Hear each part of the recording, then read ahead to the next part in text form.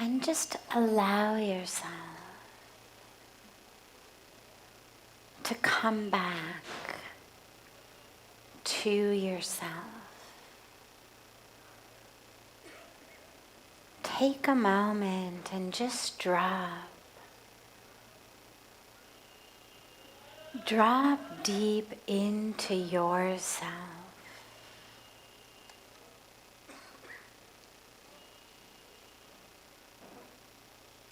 Normally we are so fixated on all of that which is happening in the world around us. All of the sights and the sounds and the smells and sensations. At who we are in the midst of all of that. We become simply reactions to all of that stimuli.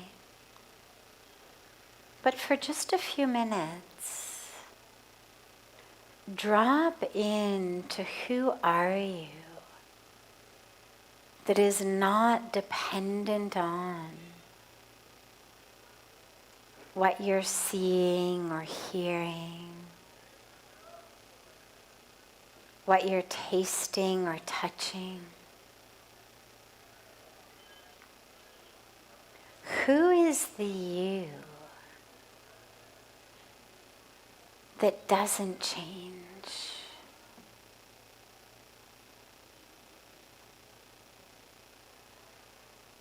All of the stimuli of the senses keeps changing constantly.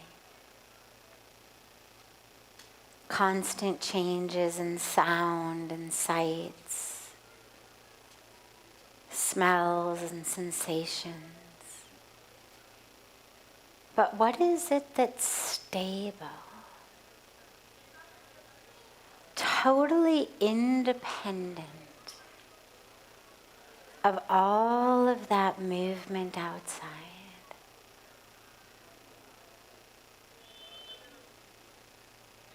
Who is the you, untouched, unaffected by all of the chaos outside?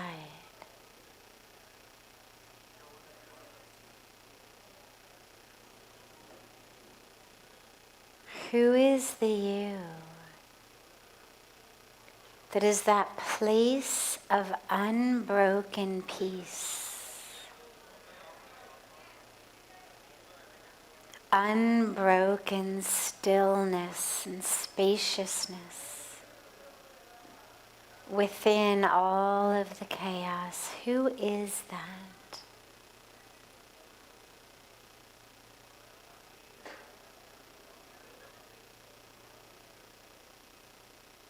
Just take a moment and allow yourself to anchor in that self.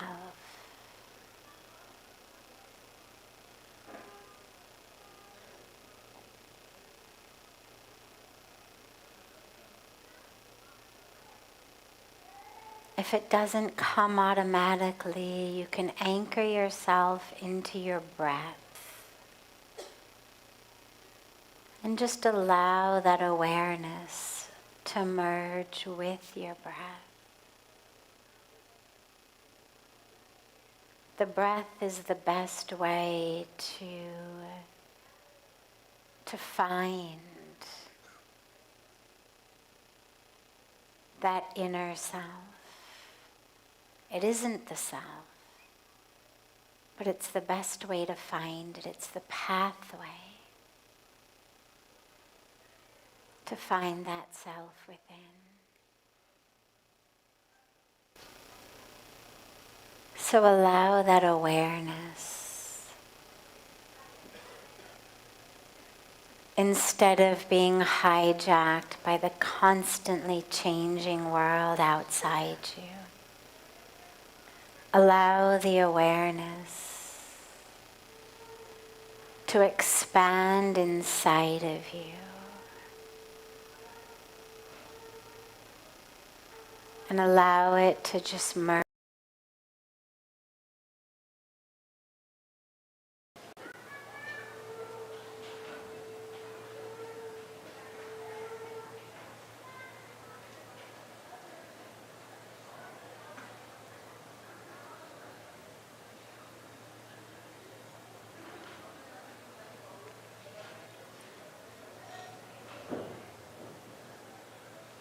And if the mind wanders, if you get distracted, don't worry, just bring it back.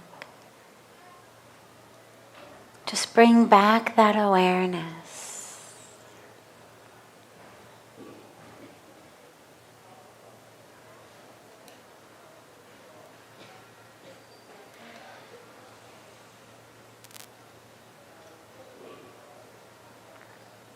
And slowly, slowly, as you work with the awareness, you realize that you are not the object you're aware of, but that actually you are that power of awareness. Most of us identify as that which we are aware of. Angry or tired or distracted or hungry or happy, busy. But actually you are no more that than you are a book or a pen or a table that you're aware of.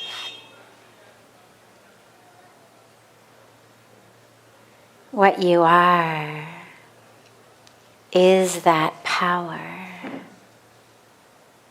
of awareness. So anchor in that. Keep coming back to that. Who is it that's aware?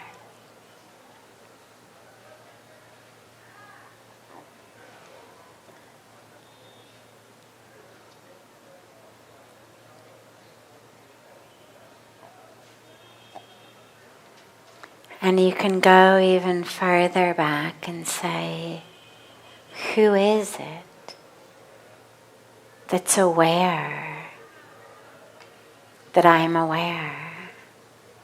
Who's that? Try to touch that inside of you. Who's aware that you are aware?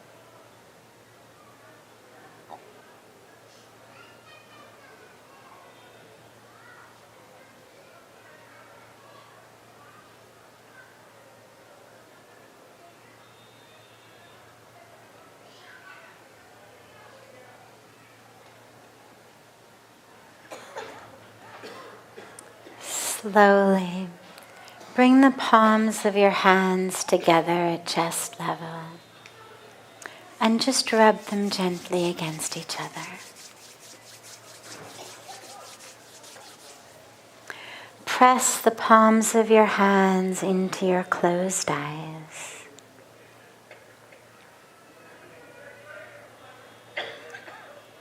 Slowly lower the hands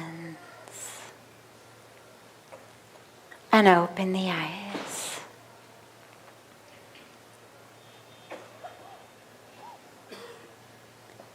Welcome to Satsang.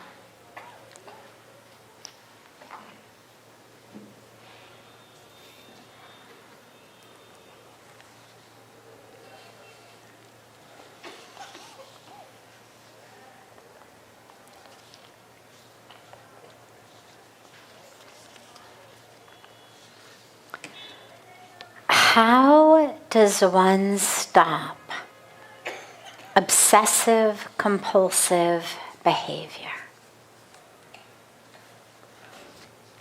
So as always, we start with a question that's come in advance from our online internet audience.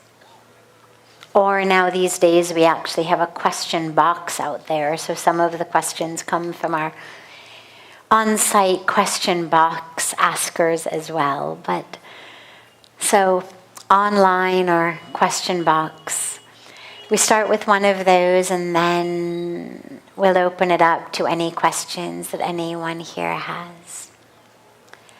So this is an anonymous question. And the question is, how does one stop obsessive compulsive behavior? So an obsession, and I won't go into too much of the nitty-gritty details, but it is important to understand. An obsession is actually a thought. The compulsion is the behavior. They go together. The obsession is a thought that is pervasive. It's there almost all of the time. It's not something that people feel like they can stop. So it's a thought that seems to have its grip on you. Most thoughts, the minute we realize they're there, we're able to kind of work with them, even if it's negative. If you have a thought that says, oh, I hate that guy. Well, the minute you're aware of it, most of us have the ability to say, I don't want to think like that. That's negative. Cello, I'll think about something else. But by definition, obsessions are things that seem to control you rather than you control them. They're things that interfere with your life, that make you no longer able to function in the freedom, the capacity, the agency, the autonomy that normally we should be able to. So think of an obsession as a virus in the mind, like something that has just grabbed the mind, the thought pattern, and doesn't let go.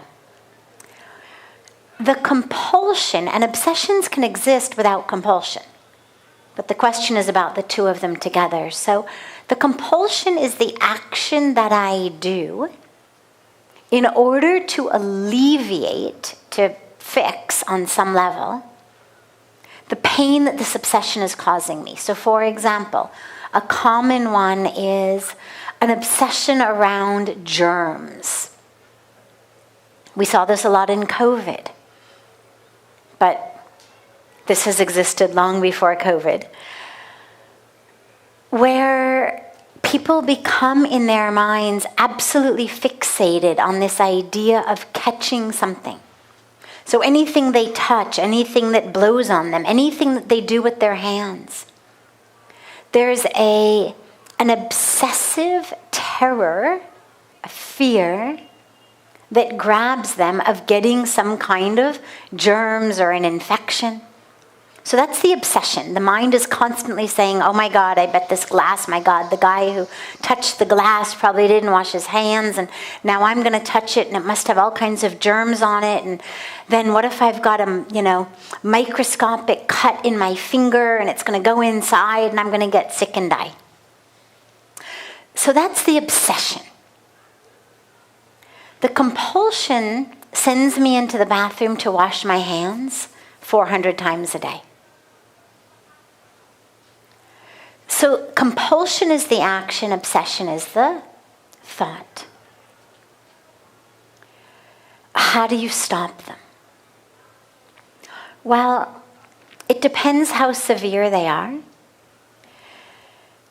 In some cases, professional assistance is of great value. But a lot of times you may be at a state where it's not quite so far gone that you definitely need some kind of professional intervention. The place to stop, to break the cycle, is first with the compulsion. Can you break the cycle?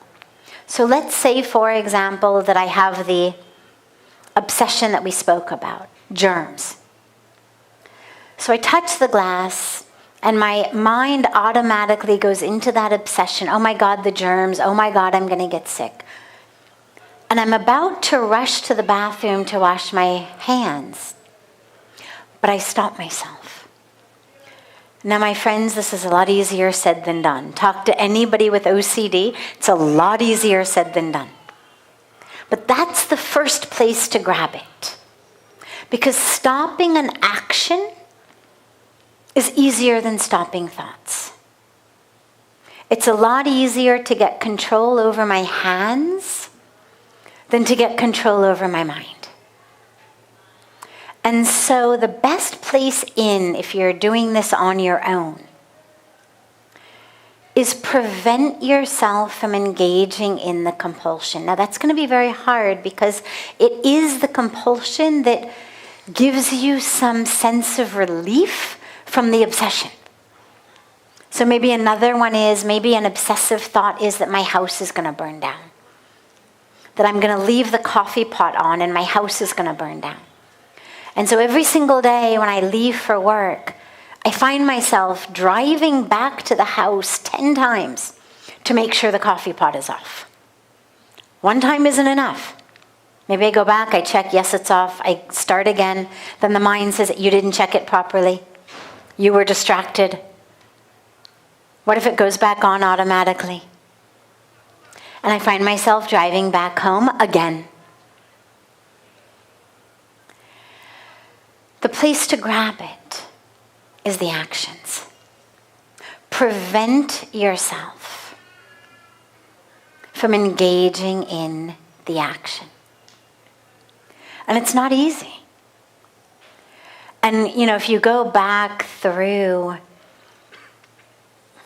stories, true stories of sages and saints and mystics and holy people, great teachers, great philosophers, or even if you go back to, ancient mythology. I was listening to a talk recently about ancient Greek mythology and how it connects to Eastern religions. It was very interesting, but it reminded me of one scene from the Odyssey that I hadn't thought of since I was reading it in 7th grade, which was when Odysseus is coming back and he's got to navigate the boat past where all of the sirens are, these beautiful, beautiful, angelic, female, nymph-like beings with voices that sing in such a way that they lure the boat. And then the boat essentially capsizes or sinks in the waters there, and the sailors are never heard from again. So he knew it was going to happen. So what did he do beforehand, in advance? He got all of his sailors' ears stuffed with earplugs so they wouldn't hear it. And he had himself, quite literally, he wanted to hear it. He said, I don't want to stuff my ears, I want to hear it. But he had himself tied with ropes to the steering of the boat so that he could not steer it toward them. And it's such a great story for so many reasons, but it pertains here as well, which is even when you're looking at heroes, historic heroes, mythological heroes, the real brave heroes who we all aspire in some way to become like. Well, even they have to engage in a set of choices and actions and behaviors to prevent their minds from running away with them and engaging, therefore, in actions that they know is not right. So do whatever you have to do to not do the compulsion. If it's the coffee pot situation, for example, tell yourself that every single time you return home, you are fining yourself $100. That there is a toll to go home once you've left for the office. $100. And hold yourself to it. Want to make it more tough? Make yourself donate that money at the end of the month to some organization that represents something you hate. So an opposing political party, or some lobby organization that's lobbying for something that is the exact opposite of what you believe in. You know, if you're a real peace lover, you've got to donate that money to, the Rifle Association people or whatever it is. But in such a way, give yourself whatever punishment it is that you know is going to work for you. For some of us, it's money. For some of us, it's going to be something else. But come up with something that for every time I drive back home to check that coffee pot, here's the punishment I'm going to have. Or every time I go and wash my hands, when I know, logically I know, my hands are clean already, I'm going to punish myself. That's going to be your best way to stop it, because what happens then is, if the thoughts have always been linked to the actions, and now you're not going to do the actions, what will happen is, first, it will create a great deal of what feels like absolutely unbearable tension in your mind. Unbearable. You will feel like, if you've got severe OCD, you will feel like you're going to come apart. That you will not make it if you don't engage in that behavior. But slowly, slowly, if you can sit with it and do whatever your metaphor of Odysseus is, tying himself to the steering, eventually what will happen is something very, very spiritually as well as psychologically powerful, which is you'll realize, oh my God, I am not a slave to this thought. Look at that. Wow. My mind keeps saying, germs, germs, germs, you're going to die. And I'm not washing my hands. And I'm not dying. Oh my God, the mind is saying, the house is going to burn down, house is going to burn down, you've got to go back. I'm not going back. And I'm okay. And amazingly, the house is also okay. So grab it there. That's the best place. To work with obsessive thoughts in and of themselves is much harder. It can be done. Absolutely, it can be done. But the easiest place to stop this is just ensure that you don't engage in the action. Because then slowly, slowly, the thoughts themselves will dissipate. Because if all they're doing is going to create suffering and there is nothing that you can do to lessen the suffering, the thoughts will lose their power. If you know you're not going to turn that car around no matter what, then the screaming voice in your head that says, I bet the coffee pot is still on, will get quieter and quieter and quieter and quieter. So again, if it's absolutely severe and debilitating and paralyzing, and it's been going on for a very long time, you may need some professional help, and there's nothing to be ashamed of with that. There's great, very effective therapies and techniques, cognitive therapy, cognitive behavioral therapy, that really work. But if it's something that's not that debilitating, if it's relatively new, try it on your own first. See what you can do, because we do have a lot of power over our minds. If we just harness that power and teach your mind You're not the one in charge. There is a power more important and more powerful than habitual patterns in the brain.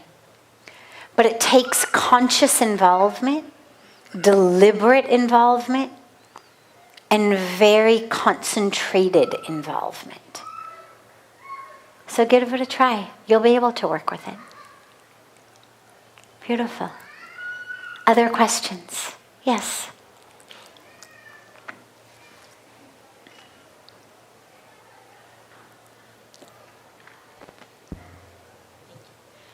Thank you. I heard that to distinguish my inner voice, then my mind voice or my desires and fears, I need to feel and try to understand how I feel, and then I can distinguish. And I think to do it for the present, I think I can do it somehow, but to do it for the future and like now planning what I want to do next year and my future, I think it's really hard for me to understand if it's my inner voice or it's something in my mind that someone put or myself. So how can I distinguish those two? Beautiful, beautiful. So our inner voice, and she said very rightly, it's a lot easier to hear that inner voice when it's something about the present moment, a decision about the present moment, versus when it's something for the future, and how to know whether I'm really being guided in a decision that's going to impact my future. Am I really being guided by inner voice? Or am I being guided by desire or fear or acculturation or something that someone else has told me? So I have found that one of the best ways of doing that is to, let's say that you've got 2 different options or 3 different options, is to close your eyes and really visualize yourself in each of those options. Picture it fully. Allow the full scene to arise in your mind. What would it look like? Door number 1, what would that be like a year from now? And as you picture it, as you feel it, and try to feel it with all your senses, what does it look like? What does it sound like? What does it feel like? Then, as you're there, drop in right here. It's so interesting, we talk about gut instinct and gut feeling and trusting your gut. And there's a lot of research actually about the number of what previously we thought of as existing only in the brain, the types of cells, the type of chemicals, actually existing even more in the gut than the brain, which is why it's called literally the second brain.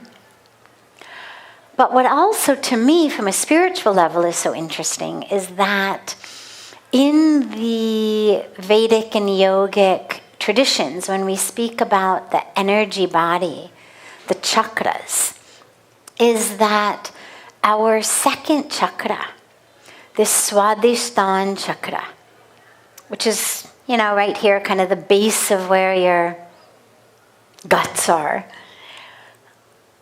literally means, the Sanskrit word for Swadhisthana literally means the place of the self. Swa is self, stan is place. In Buddhist traditions, Qigong, this is an area referred to as the lower Dantian, and it's a place in which they also anchor you if you learn Qigong movement meditation.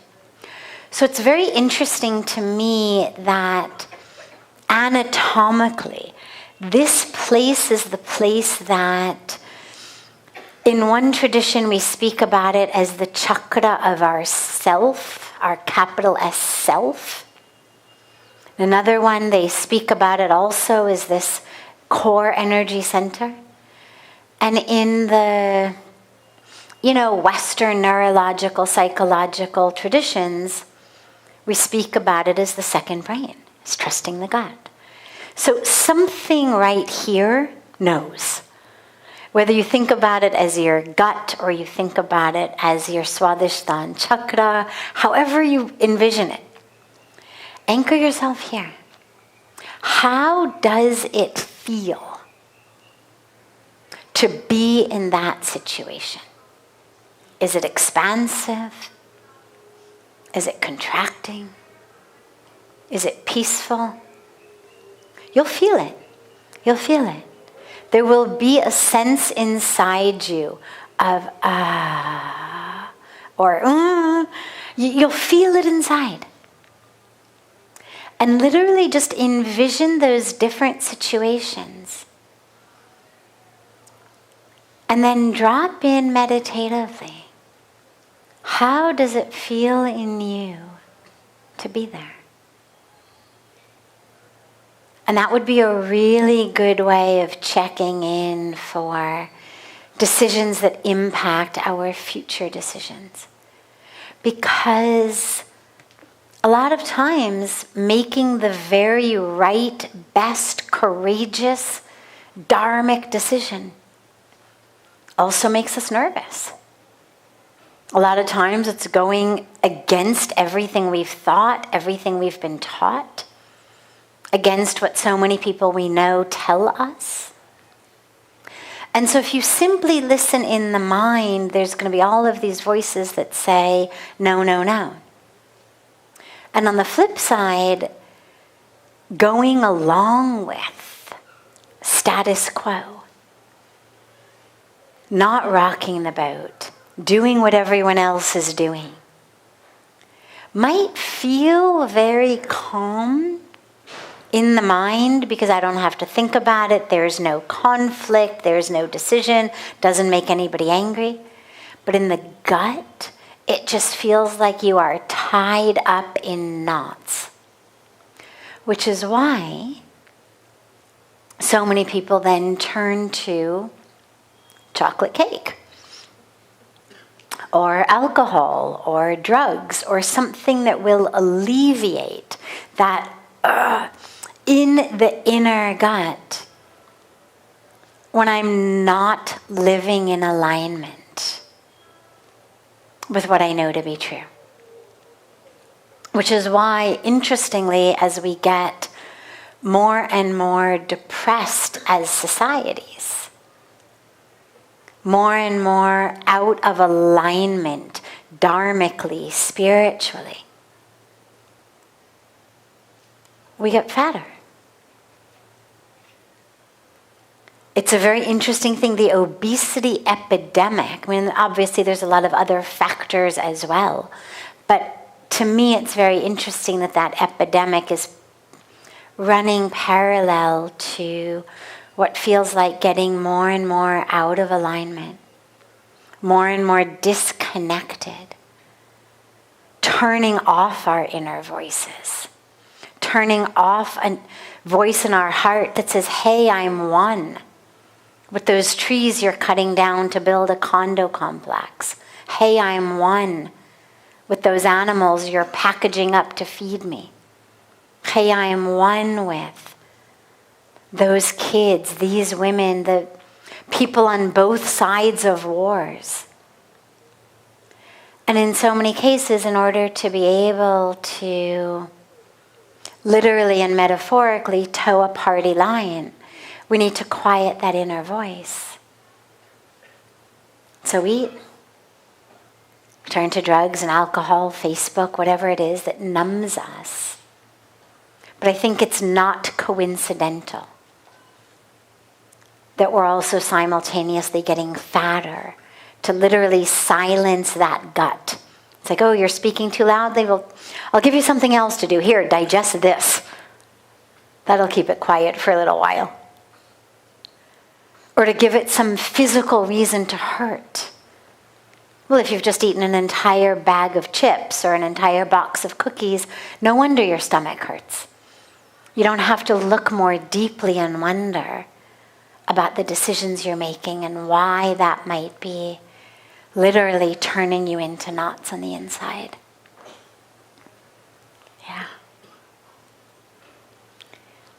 Other questions?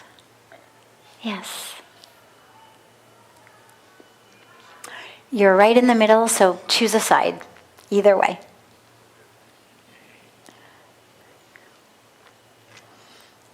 I have two questions. I have two questions. One is regarding how to manage emotions. I have read a lot about controlling, but I think the moment you try to control, things doesn't work. So there should be a balance. So, I mean, not getting very much overwhelmed with things and not getting very much happy with things. I mean, the balance should be there. So that's the first question. And the second one is about sometimes we end up in a situation where we are not aware what is right and wrong.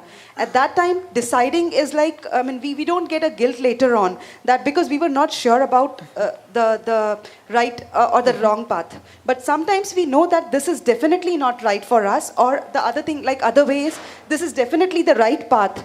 But we are not able to follow that right path. So that is again like related, how to manage and be towards the right direction. That is what I wanted to know. Thank you. Sure.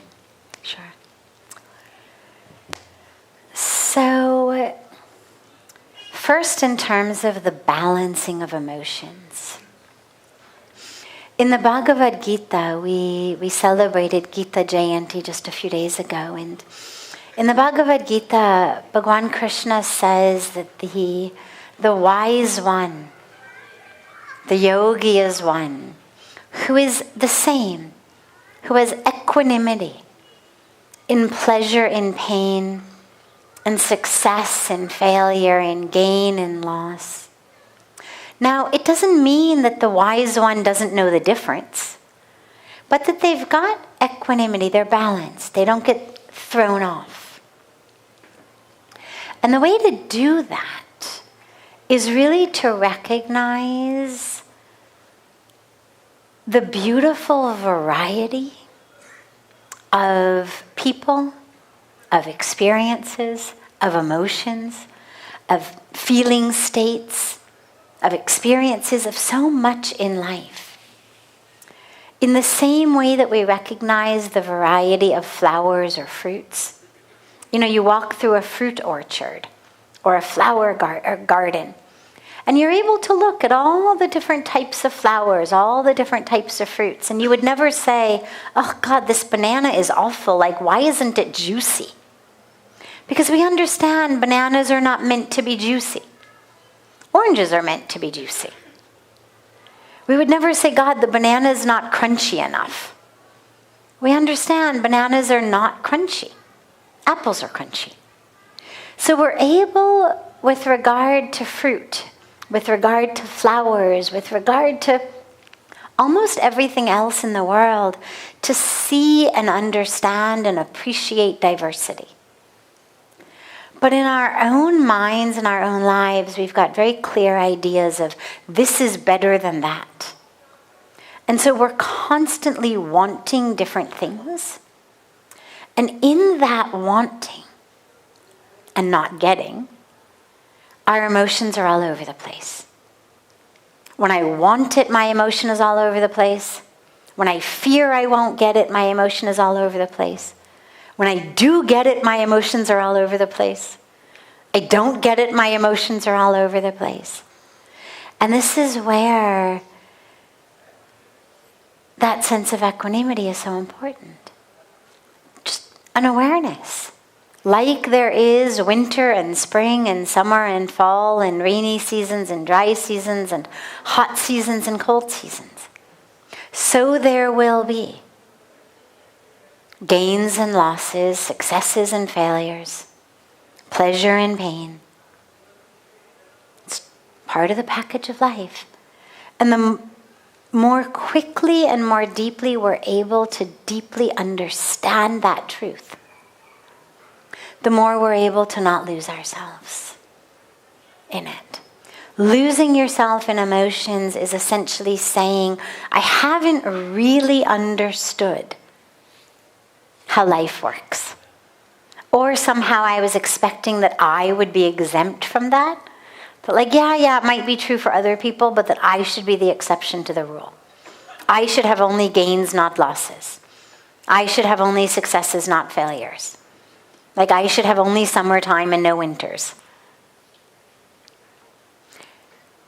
But when we have real gyan, real wisdom and understanding, we realize life is everything. And so you take it in that state of equanimity. You start to be able to see things in your life like different flowers in a flower garland. Now, with regard to situations where you know something is right, but you aren't able to do the right thing. So it's not that we're not able to, it's that our minds don't want to. We almost always have the power to do the right thing. Almost always. I mean, there's very few circumstances I could even imagine that we wouldn't have the ability to do the right thing. And they pretty much all involve essentially being held at gunpoint. You know, if you see somebody else being hurt and you try to help them and then they turn the gun on you, like, okay, there's not a lot you can do for the other person if you're going to get killed in the interim. But in almost every situation, we can make the right decision. But something in us doesn't want to. Whether it's our desire, whether it's our fear, whether it's some sense of rationalization, justification, whatever it may be that's going on. We know the right thing to do. Even animals know. You see a dog steal a piece of bread from one of the carts. Right in the road, they've got carts. A dog will go up, steal a piece of bread from it. And then it does something very interesting. It'll look around. If nobody's there, monkeys do it too. Nobody's there, it'll sit and eat it right there at the cart. No problem. On the cart, beneath the cart, anywhere. No problem. But if it sees a bunch of people around, it's going to grab the bread and run somewhere. Behind the door, behind the wall. Because it understands what I've done is wrong, there will be consequences. So even when dogs, monkeys, know the right thing, know the wrong thing, we know. We know. The question is, do I have in that moment the consciousness? So am I able to be aware of what's right consciously before I make the decision? Or do I make my decisions unconsciously and it's only later that I realize, oh my God, what have I done? And if that's what happens, then I need to bring a lot more mindfulness, presence, awareness, slowness into my life. But a lot of times, we know, the voice in our head says, do that. But we don't listen. I don't want to. I'm going to go with my desire, with my lust, with my greed, with my anger, with my fear, with my pattern way of doing things.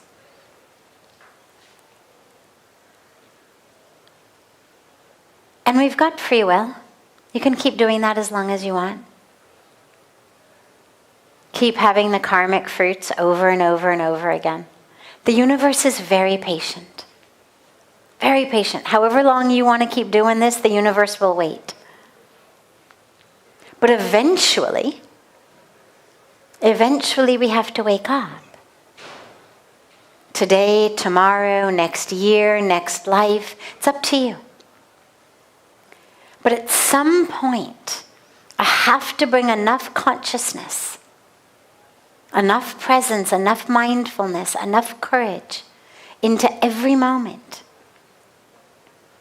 to make the decisions that I know are right. And by right, I don't mean just abiding by a culturally agreed upon set of morals or values. I mean right in alignment with my Dharma. Right in alignment with the universal truths. Because there's a lot of things that sometimes culturally is right that I don't think is actually dharmically right. So when I say right, I mean really right in alignment with dharma and truth. Eventually we're going to have to do it. But you can take as long as you want. It's up to you. You just have to keep coming back over and over again till you make that decision.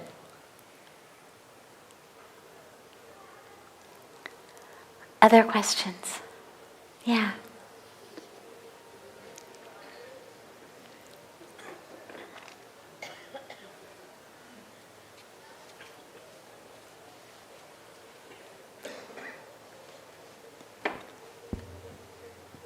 Om Namah Shivaya. In the quest to understand, and I'd go back to all your explanations today. Can you come a little closer to the mic? Sure. Thank you. Is it audible now? Now it is, yes, thank you. Thank you. So in the quest to understand the root cause, and I again go back to all of your explanations today and the questions. I mean, we sometimes, or few people, A quest to understand the root cause of what? root cause of whatever we do, our actions, our behaviors, may be compulsive, may not be compulsive. How is it related to the prarabdha that we have? Who decides it? Okay. And how is it decided? Okay. So what is the root cause of our actions, our decisions, our behaviors, our choices, and how is that related to our karma, the fruits of our karma? So our choices, our decisions, our behaviors, all of them come from the mind. They're all a product of the mind. Now, the mind has been formed by many things, and it's being constantly formed. The mind is being continually formed and changed. Even the brain is being changed. We used to think that the brain couldn't change anymore after you were about 18 or 20. We now know that the brain keeps changing. But aside from the brain, we know the mind keeps changing. So the mind is continually changing, growing. The mind is that which determines all of how we're going to behave, choose, decide, live, act, etc. But our mind begins with sanskaras. Now, some sanskaras, impressions, are those that we may even carry with us in from past births. What we know is that with the soul, man, buddhi, ahankar, the mind, the intellect, the ego, travel with the soul, with what is called the subtle body, along with the pranamaya kosha, that energetic body, travels from life to life. So all of the impressions upon our mind, our intellect, those stay with us. So we bring those into the next life. So our minds have been, in many ways, predisposed to certain things based on those impressions, based on that subtle body. We then come into a family that again is determined based on our past karma. The family we take birth in is the family that's going to be the most conducive for us to take our next steps on our karmic journey. In our families, we get even more sanskaras, lots of sanskaras. What are we raised believing? What are the morals, the values, the ethics, the priorities, the ways of life, the belief systems in our families? That's what forms much of our mind. And then, of course, we have free will. Because there have been plenty of studies that show. You get two kids who were twins, identical twins, separated at birth, raised in different families. In some things, they're very, very similar. And in some things, they are absolute opposites. So what we know is that even having all the same genetic information, environment plays a huge role. Raise them in different families, you're going to get vastly different people. But what we also know is even you take identical twins raised in the same family, same experiences, same family, same genes, same everything. And they grow up. They look exactly alike, but they grow up to be vastly different types of people. Now, some of that, again, is what they've brought in from past births, but a lot of that is simply how they use their free will. So, for example, this evening you've all decided to come here to Satsang. Before that, you had to decide to come and celebrate your holidays in Rishikesh. Lots of people made different decisions. People went to big cities, people went abroad, people went different places. But even in Rishikesh, you decided to come to Satsang. Instead of going to a movie, or instead of just going out for pizza, or whatever it might be. There aren't bars here, so that's not a choice, but something else. That's free will. Nobody forced you. But what happens is every time you make a decision like this, it strengthens that pathway so you are more likely to make these sorts of decisions in the future. And the minute that you start identifying as the type of person who attends satsang, who does yoga, who meditates, who's a spiritual person, who does seva, that identification based on your choice of actions now further determines your actions.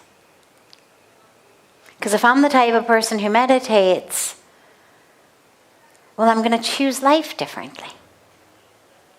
I'm going to think about myself differently. So it's a constantly evolving and changing process, and that's why it's so important to pay attention to our thoughts and to pay attention to our actions. Our thoughts determine the actions.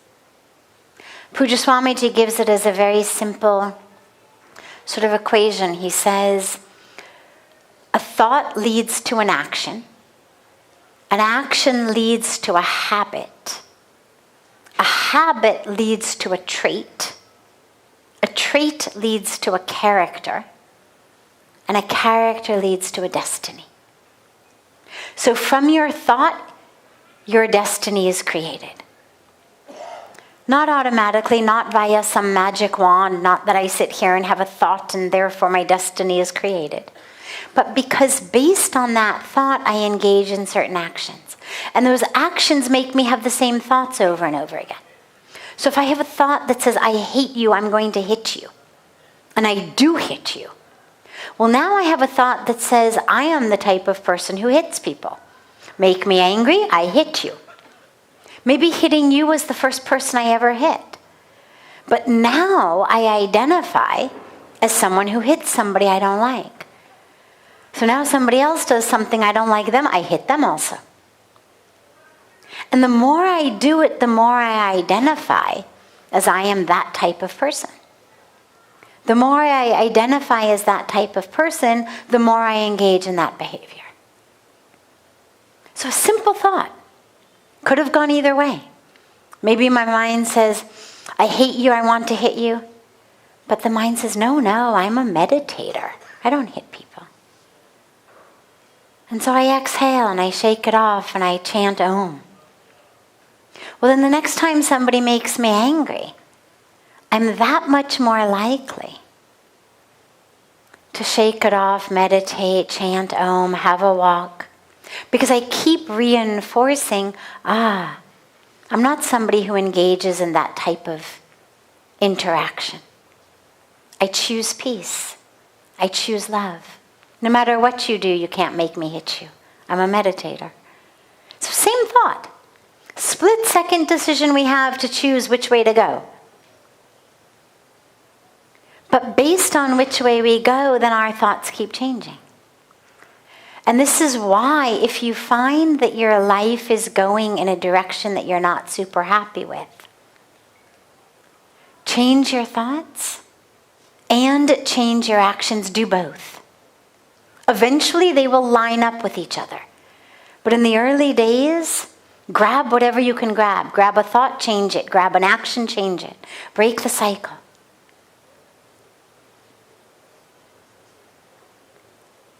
And that's how you change your destiny.